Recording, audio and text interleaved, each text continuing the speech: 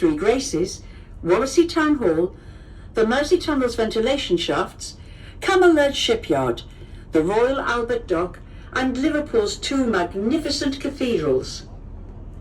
We shall be stopping at Woodside on the Wirral side of the river, where you can walk to Birkenhead's Hamilton Square, one of the finest Victorian squares in Britain. At Woodside Ferry Terminal, you will find Woodside Food Village, which offers a fantastic range of national and international cuisine from award-winning food vendors.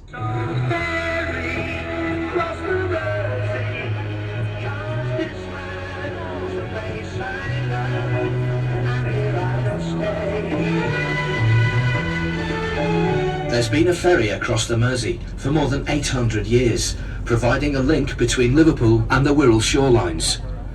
Pier Head, our starting point, takes its name from the long stone pier which once jutted out into the river from the shore next to the Sailors' Church, the Church of Our Lady and St Nicholas.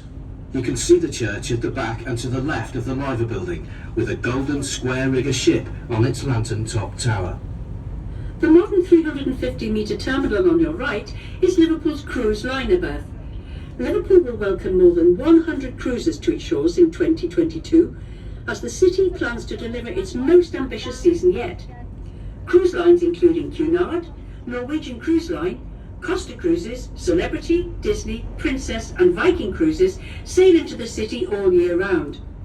Plans are also approved to make a new, bigger facility built on a suspended deck nearby on the river, which will be able to accommodate the world's largest superliners.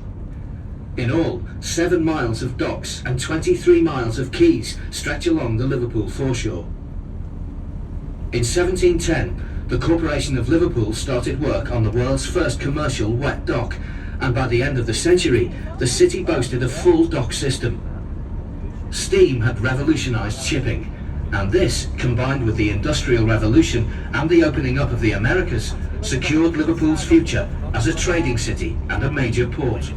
Liverpool's unique character has been influenced by a diverse mix of races: Welsh, Irish, West Indians, Africans and Chinese, and this has produced a population characterised by its vitality, resilience and extreme sense of humour. The city is also home to the oldest black and Chinese communities in Britain. Liverpool had prospered from trade with the British West Indies and the American colonies during the 18th century.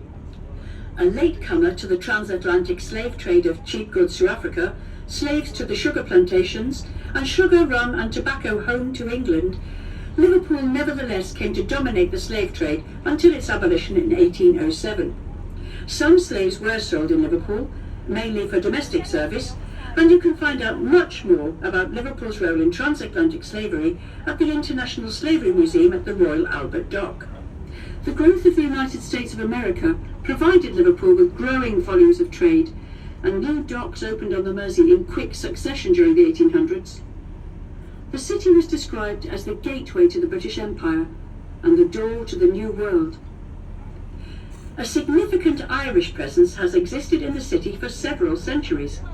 In 1841, an estimated 49,000 Irish people lived in the city, and in the following years, during the Great Famine, over 1.5 million people crossed the Irish Sea, many of whom then left for the Americas, but many stayed, and their presence changed the character of the city forever. Up until the 19th century, Liverpudlians spoke in the same way as their Lancashire neighbours, but the impact of Irish migration to the city gave the city its unique accent. Today, an estimated 75% of Liverpool's population can trace their heritage to Ireland. You can find more information on this at the Museum of Liverpool. Between 1830 and 1930, over 9 million people left Liverpool by boat in search of a better life.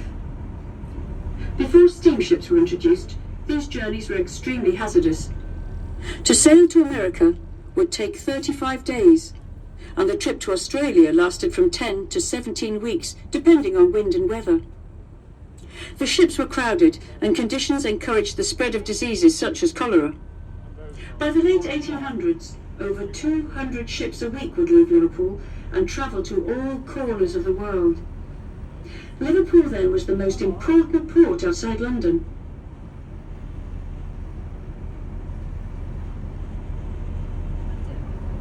On the dock wall you can see the Victorian hexagonal Salisbury Dock Clock Tower.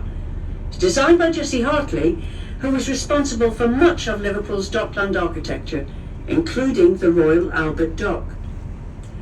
The clock's chief use was to check the ship's chronometer as the vessel left port, and was affectionately known as the Docker's Clock. It has 6 faces that can be seen from all points of the compass. The only other one of its kind is in Russia. This is also the original site of the entrance to the Leeds-Liverpool Canal from the river. Although now the Pierhead extension is finished, the canal extends through to the Royal Albert Dock. We now see the massive red brick building, which is the Stanley tobacco warehouse. When built in 1900, it was the world's biggest bonded warehouse, large enough to fit St George's Hall inside. It was built using 27 million bricks, specifically for storing tobacco cargoes until duty was paid, and it's still the largest brick-built building in the world. This spectacular Grade 2 listed structure is now being renovated into duplex loft-style apartments, and opposite, in the restored North Warehouse, is the Titanic Hotel, the finished first phase of the development of this historic area.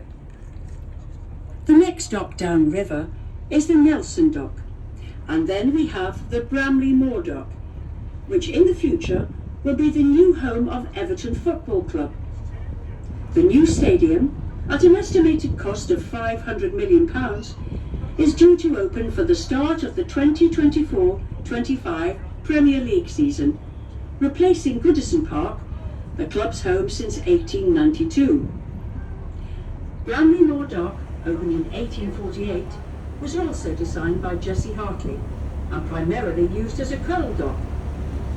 The dock was in use for 140 years, but as coal-fired steamships fell out of use and the coal mines in South Lancashire closed, demand for coal disappeared, and the Bramley Moor Dock was eventually closed in 1988.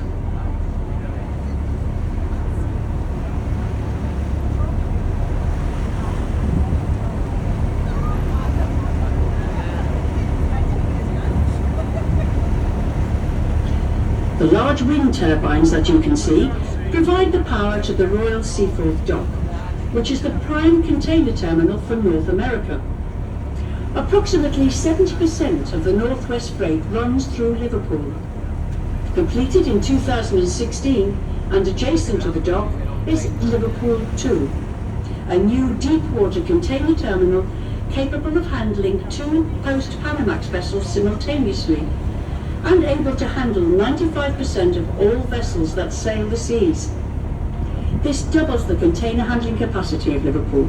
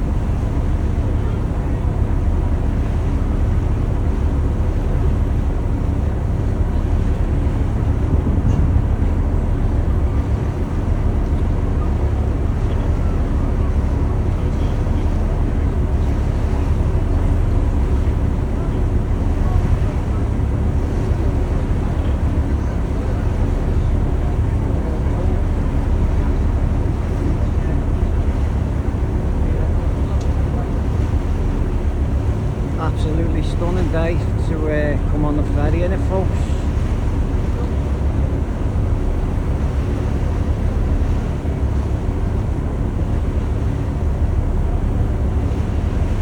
You can now see the roll-on roll-off ferry terminal called 12 Quays, connecting the Wirral with Belfast. It is along this stretch of shoreline where the famous 1 o'clock gun still stands. A cannon was fired from here at 1 o'clock every afternoon, except Sundays and bank holidays, and was used by ships to check their chronometers. This event finally stopped on the 18th of July, 1969. Even before the Mersey beat boom of the early 1960s, Liverpool had a reputation for a lively, popular music scene.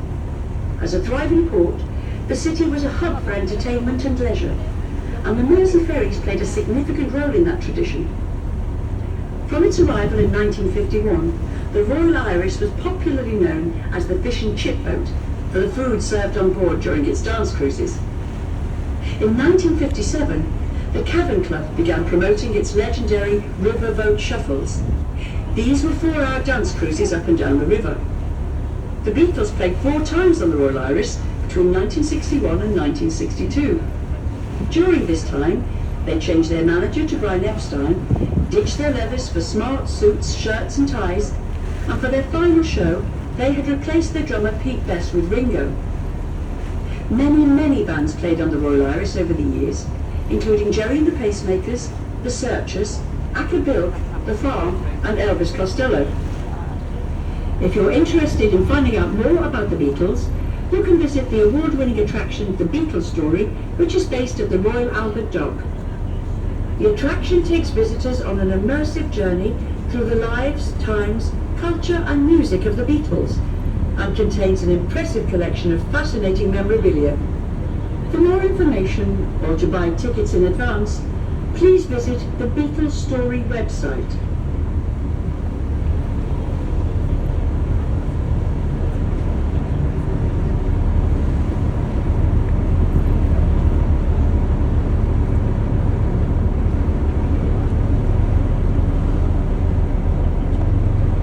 The tall square brick tower close to the river is the ventilation shaft and pumping station for the Queensway Road Tunnel, one of 6 ventilation stations used to maintain fresh air within the tunnels at all times.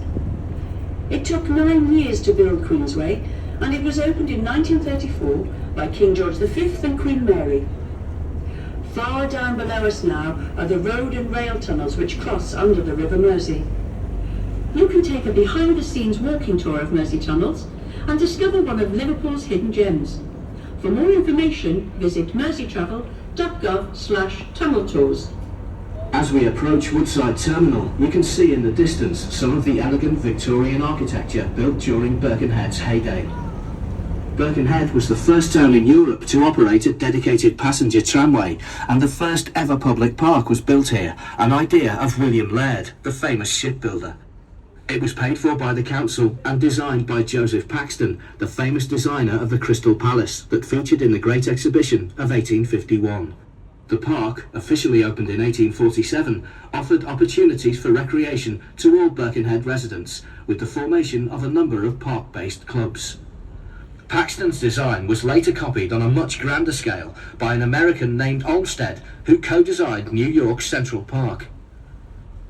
The clock tower with the green dome is Birkenhead Town Hall, which stands in the elegant Hamilton Square, one of the finest Victorian squares in Britain, and which, apart from Trafalgar Square, has the most Grade 1 listed buildings in one place in Britain.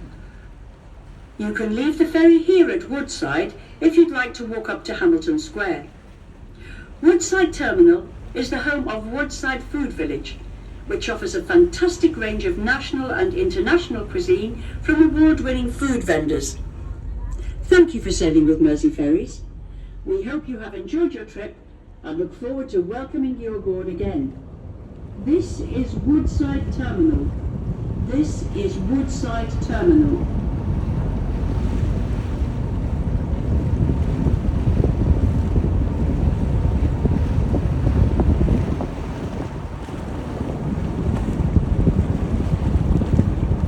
Wish I could edit this because I think I'm going to stop at Woodside now.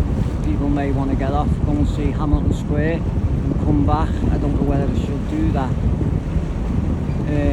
but I think I'll stay on it. But so yeah, you can just skip through it a little bit, you know. But I'm glad I got out here today. It's a nice day. As long as I don't drop my phone in the water, I'll be fine.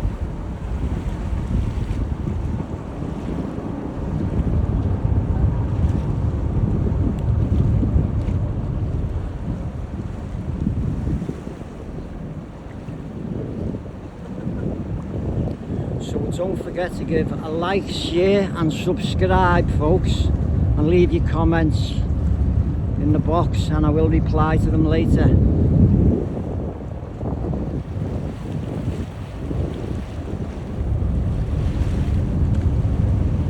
Big shout out to Mr. Beans. I know you're going to be watching this, mate, all the way through. Good bit of content.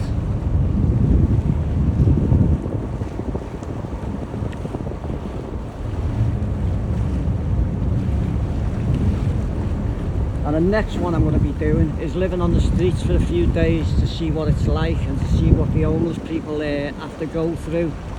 You know, so any content you want me to do, any things you want me to follow, just give us the nod. I'm Bob's your uncle.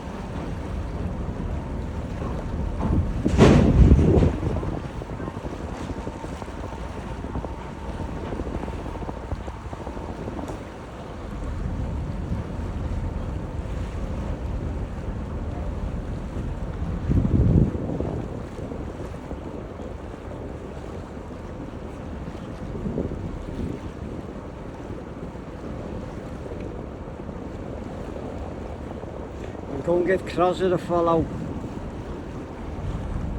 Walking around the city, met Crosser this morning, sorting my settings out, nice guy. Had a little coffee, and a little chinwag for an hour or so.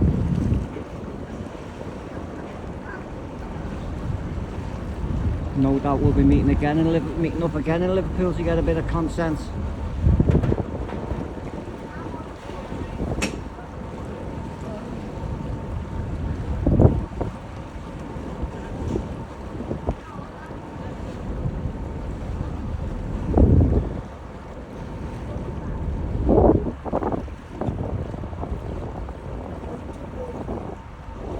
Don't forget, folks, give us a follow, Shield Road's finest.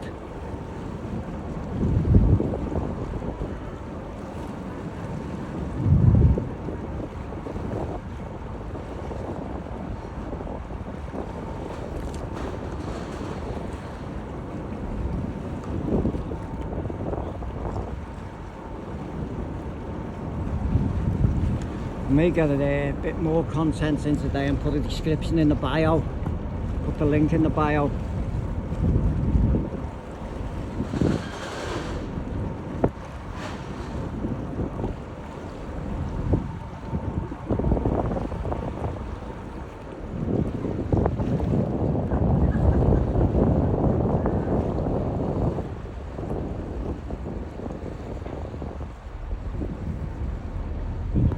Look how far you can see down there.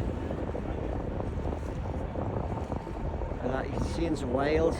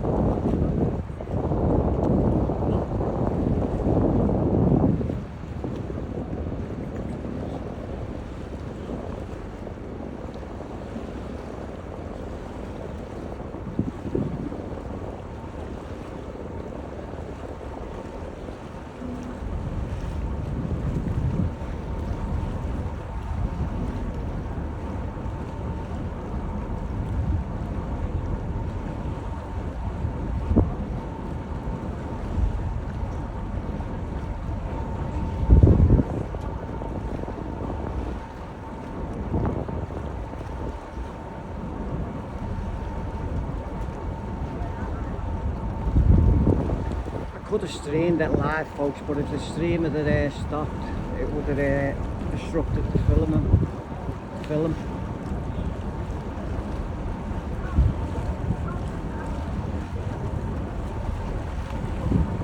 And thanks for the advice, mister. You know who you are. Very good advice you gave me, lad.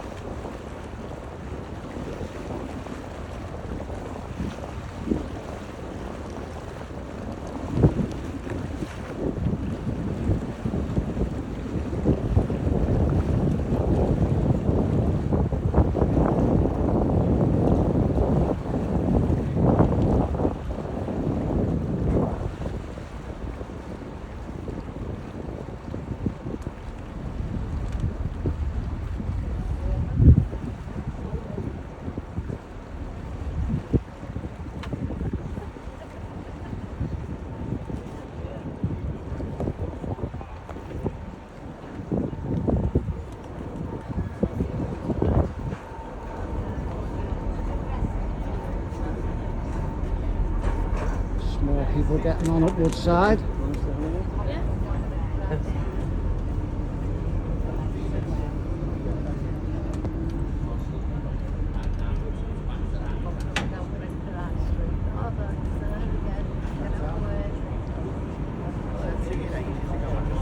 By the way, anyone wants to come on the ferry, it's £11.50. Just to let you know, but prepare to be paying £2 and £3 for lolly ices and coffees. Very expensive.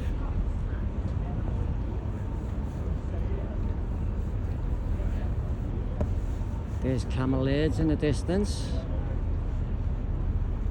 Originally opened by William Laird.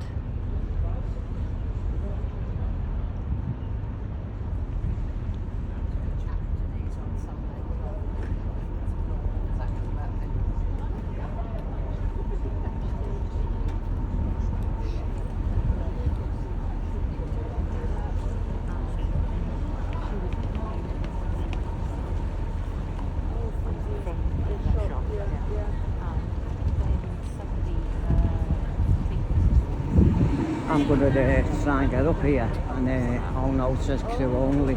See, I was going to go up there and get on the top there, better view, but you know, it's alright from here, isn't it? Yeah. Welcome aboard one of the most famous ferries in the world. Please pay attention to the emergency procedure notices displayed around the vessel. In the unlikely event of an emergency, you will hear 7 short blasts followed by 1 prolonged blast on the whistle. If you hear this signal, please make your way to the life jacket assembly points following the assembly station direction signs displayed. The crew will be on hand to give instructions and advice. Please note that smoking, including the use of e-cigarettes, is not permitted on any part of the vessel, and for your own safety, we also ask you not to stand on the seats or sit on the ship's rails. We ask cyclists to alight after all foot passengers have left the vessel. Please be aware that at low tide, the link-span passenger bridges will be at a steep angle. This time of day is called low water. You may have difficulty if you have reduced mobility, so please ask for help if required, and take care. Photography and filming may take place during this cruise, and may be used for the purpose of promoting Mersey ferries online, in print and on social media.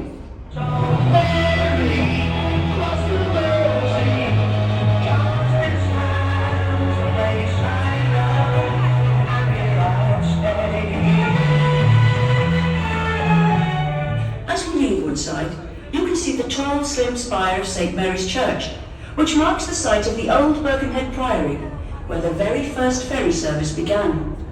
In front of the church is a slipway built in 1840 called Monk's Ferry, and this is the spot where the monks would begin the mile-long journey across to Liverpool. On the other side of the slipway are the dry docks and slipways of Canal, famous for building many great ships, such as the Ark Royal, the Second Mauritania, and even some of the Mersey ferries. The first ship built was launched in 1829, and over 1,300 ships have been built here.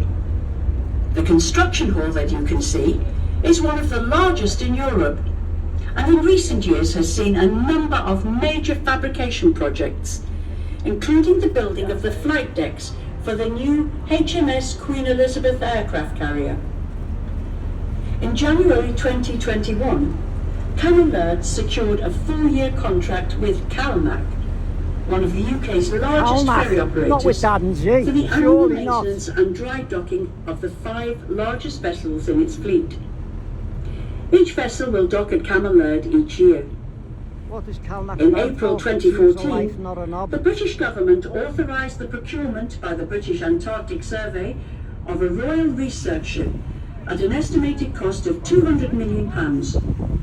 In 2015, Canal won the construction contract, and it was the largest commercial shipbuilding project in the country in 30 years.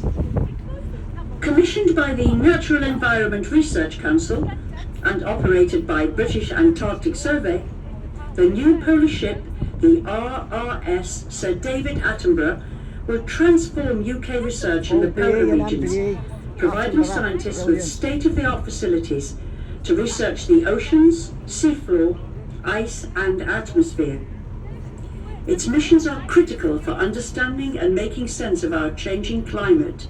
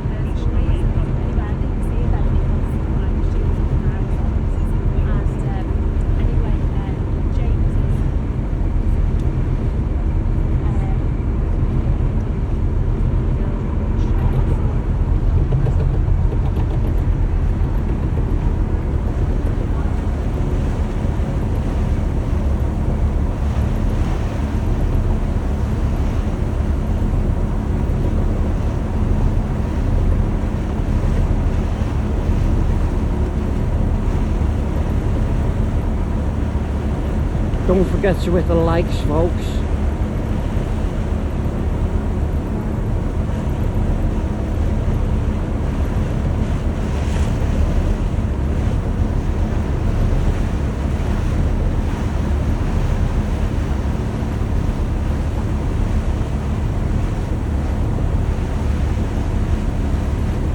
Look at all the Navy ships.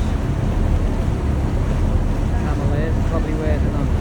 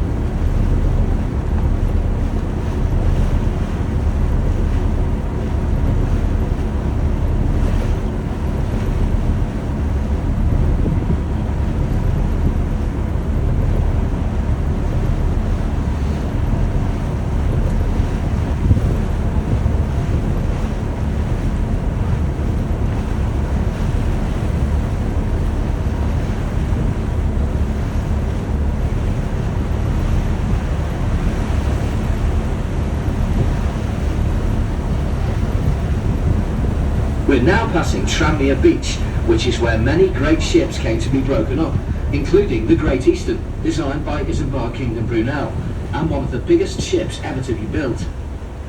She carried over 3,000 passengers in luxury, as well as 6,000 tons of cargo. She had an amazing history. She laid the first Atlantic telephone cable, killed her first captain, and had 4 mutinies. She had 5 funnels, and her 6 masts were named after the days of the week, Monday to Saturday. The 4th mast, Thursday, became the flagpole of Liverpool Football Club at Anfield.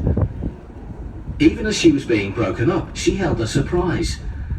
The skeleton of a worker was found who must have been trapped in her hull when she was being built. The long piers with the big gantry cranes on the river are part of the Tranmere oil terminal, which can handle tankers weighing up to 300,000 tons. More than 10 million tons of oil are discharged here every year, and then pumped 10 miles upriver to the oil refinery at Stanley, the 2nd largest refinery in England. We are now off Rock Ferry, which from the early 1820s became a popular residential area for Liverpool businessmen who took advantage of the ferry services to move home to the Wirral. Many made their homes in the newly built prestigious houses in the privately owned Rock Park fronting the river. As the century progressed, an esplanade was built linking Rock Ferry to New Ferry, and the area developed into a day-tripper resort. The American novelist and short story writer Nathaniel Hawthorne lived at Rock Park for 4 years during the 1850s, whilst working as the American consul in Liverpool. An extract from his diary reads, "At Rock Ferry there was a great throng forming a scene not unlike the 4th of July. There were bands with music and banners, and a small procession after them, and a school of charity children enjoying the festival. And there was a club of respectable persons playing at bowls on the bowling green of the hotel, and there were children and infants riding on donkeys at a penny a ride." The hotel to which Hawthorne refers was the Royal Rock, a popular destination for ferry passengers who took a trip to Rock Ferry to enjoy a drink, a game of bowls, or a walk on the esplanade. In the late 1930s, a layer of mud began to wash over the sandy beach, and in 1939 the ferry service was discontinued. The area gradually deteriorated, and the old pier was replaced by a jetty connected with Tranmere oil terminal, parts of which can still be seen.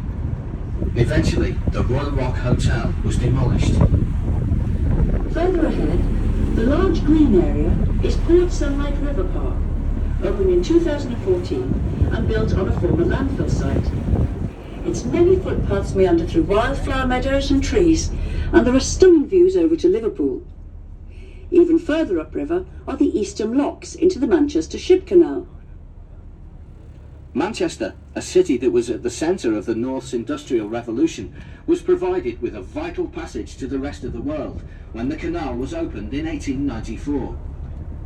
It carried imports of raw cotton to the heart of the Lancashire cotton industry, some 35 miles away. By 1955, the canal was carrying over 18 million tons of goods every year. Amongst the many ships that use the canal now are the Mersey ferries, operating day trips from Liverpool and Wirral to the historic Latchford Locks and back. The cruise gives passengers the opportunity to experience a round trip in the same day. Cruises operate on selected dates during the summer months. Please check the Mersey Ferries website for details. If you look over towards Liverpool, you get a fine view of Liverpool's 2 cathedrals and the Museum of Liverpool. The museum is the largest newly built national museum in the UK for over 100 years. The story of Liverpool is told through displays, drawn from exhibits related to the city from National Museum Liverpool's entire collection. Visitors can explore how the port, its people, and their creative and sporting history have shaped the city. The red sandstone Anglican Cathedral, designed by Sir Giles Gilbert Scott when he was only 23, took 74 years to build and is the largest Anglican cathedral in the world. To the left, the delicate spires of the Metropolitan Catholic Cathedral of Christ the King top an enormous and beautiful stained glass lantern, which during the day projects a vivid display of light radiating throughout its interior. On the river, ships are guided by the red and green buoys which mark the deep water channel. These buoys follow the international maritime system. Red is kept on the left or port, and green on the right or starboard. Unlike British car drivers, ships navigate on the right. The black and yellow buoy warns against the Pluckington sandbank, which stretches right below the water as far as Pier Head landing stage. Sandbanks, strong currents and fog all plague the Mersey and make it a very treacherous river. The Liverpool South docks stretching in front of us are no longer used as commercial docks, but were once a forest of masts filled with ships from all corners of the world, including those of the Elder Dempster line, known as the monkey boats because they carried monkeys instead of ship's cats. As we proceed across the river back to Liverpool, the stunning vista of the waterfront takes your breath away. We now attract many millions of tourists to the city, within which beats a heart alive with musicians, poets, writers, artists, painters, sculptors, designers and architects. Liverpool was European Capital of Culture for 2008 and continues to have a thrilling renaissance. There has also been a dramatic transformation in the River Mersey itself. It has recovered from being one of the most polluted rivers in Europe in the 1980s to become a haven for fish and wildlife and a focus for regeneration along the waterfront. Liverpool is synonymous with popular culture, especially music, sport and the arts. It's home to 5 theatres, including the Liverpool Playhouse, Britain's oldest repertory theatre. It is also the home of Aintree Racecourse, famous for the world's greatest steeplechase, the Grand National. And in recent years, the city has become popular with film companies looking for dramatic buildings and locations. Not surprising, because Liverpool contains more than 2,500 listed buildings, more than any city apart from London. It has more public sculpture than any UK city aside from Westminster, and it has more Georgian buildings than Bath.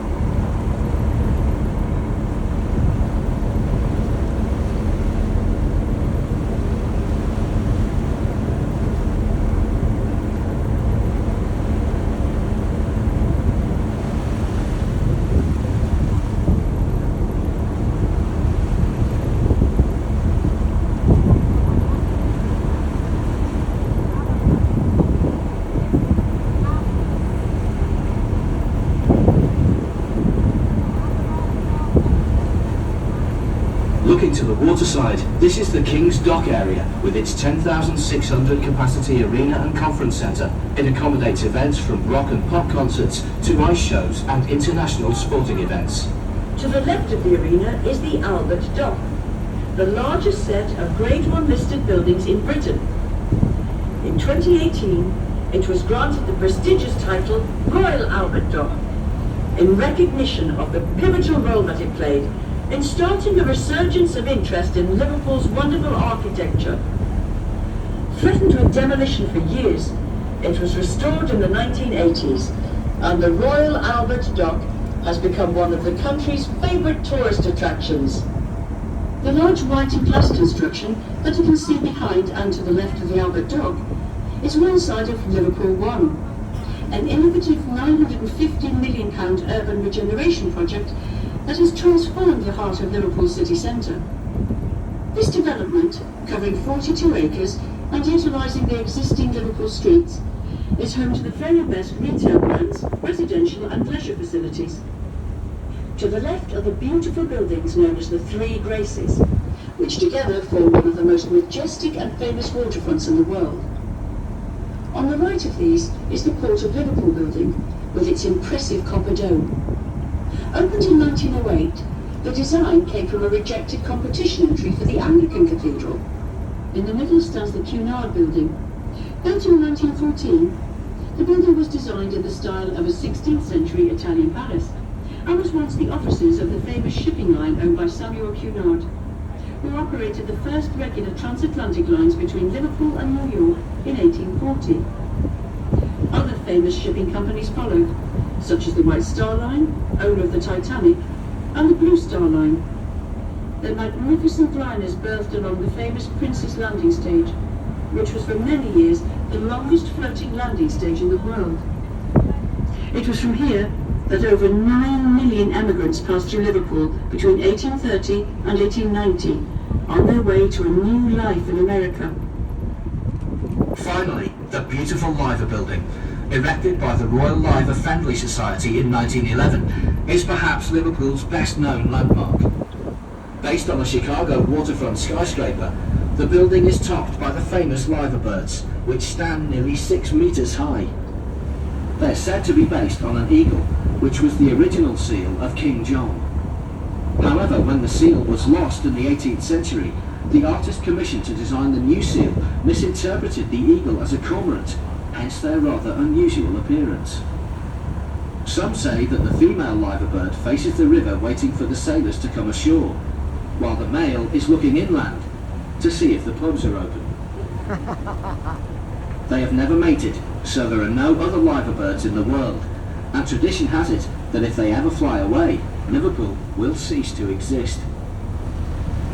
Here at Pier Head, we are in front of the Liverpool Jerry Marsden Ferry Terminal. Inside, you'll find the Beatles Story Fab Four Cafe on the ground floor and the Pan-Asian restaurant Matou on the top floor. The Beatles Story is located just a short walk away from the Royal Albert Dock. The award-winning attraction takes visitors on an immersive journey through the lives, times, culture and music of the Beatles, and contains an impressive collection of fascinating memorabilia. For more information and to buy tickets in advance, please visit the Beatles Story website. We hope you have enjoyed your cruise and look forward to welcoming you aboard again soon. Tell us about your day and share your pictures with us on Facebook, Twitter and Instagram by searching and following @Mersey Ferries.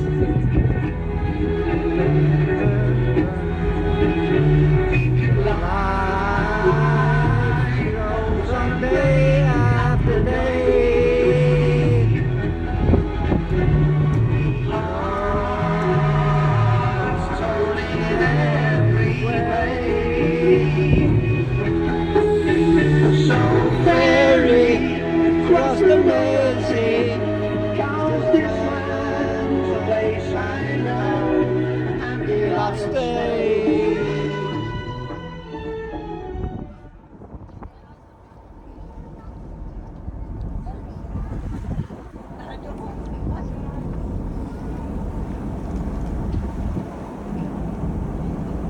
Well folks, I'm going to upload this and leave your comments, and I'll reply to each and every comment later. I'm going to go around Liverpool Town Centre to get a bit more content. So as usual, thanks for coming, and I'll see you.